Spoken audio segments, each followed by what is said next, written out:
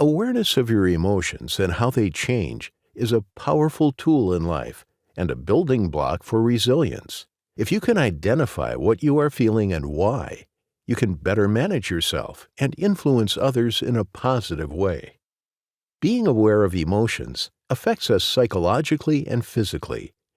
Research shows that just being able to name the stress we are feeling helps us calm down, and that naming positive emotions can improve our attitude.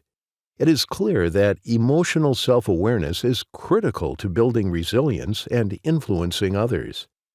Unfortunately, most of us are not very good at identifying what we are feeling. A key to understanding emotions is knowing how the brain deals with stress and how it creates emotional zones. Our brain consists of evolutionary levels that developed over time. The most sophisticated level is at the top, the thinking brain. This is where we do analysis, creativity, and problem solving. The most primitive level is the brainstem. This part keeps our heart beating, keeps us breathing, and maintains other basic life functions. It also watches for any sign of threat or strong emotion and takes over to protect us by triggering flight or fight. Primitive processing is very reactive, fast, and unconscious. No thinking required. Input into the brain does not come through the top and get allocated logically. All input comes bottom up, and the primitive brain gets first shot at everything.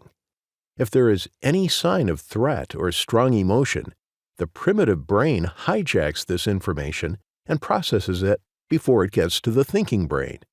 For example, if someone on the street gives you a threatening look, your primitive brain hijacks this information and causes you to move away quickly without thinking too much.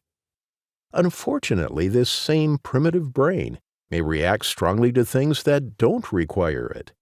We may get physically upset over an email or text with a critical tone, or a low performance rating, or even a frown from someone important. These are not at the same threat level as an angry stranger, but the brain activates as if they are, which limits our thinking power when we need it most. The brain's reaction to stress and challenges creates our emotional zones. When we are calm and alert, we are guided by our thinking brain, which can solve problems and consider options. This is the green zone. When we are stressed, irritated, or feel threatened, our primitive brain takes over, and we become reactive, protective, and defensive. This is the red zone. Let's take a closer look at how our emotional zones map onto our daily life. This curve shows how our effectiveness changes as our emotions and brain states change. Too much stress puts us in the red zone where we get anxious, frustrated, or alarmed.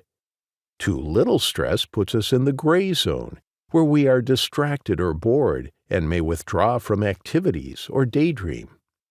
When stress is moderate, we are in the green zone, where we have full access to our thinking power and are present, alert, and even excited about what we are doing.